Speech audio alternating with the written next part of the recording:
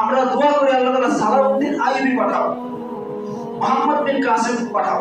মোহাম্মদ বিন কাসেম তো ওই ব্যক্তিরা আসবে না, ওনাদের মতো সিফাতওয়ালা লোক আসবে।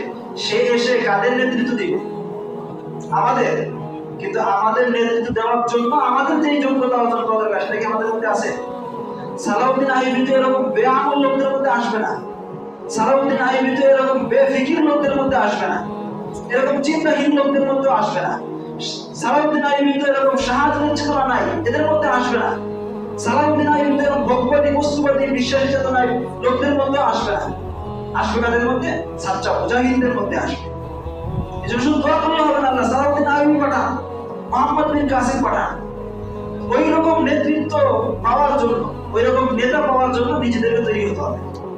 আমাদের মধ্যে তো কম সাহসী লোক নাই এরকম না। মামুনুল হক সাহেব আছে, আরো নিজের সাহেব আছে, এরকম আরো অনেক সাহসী লোক আছে।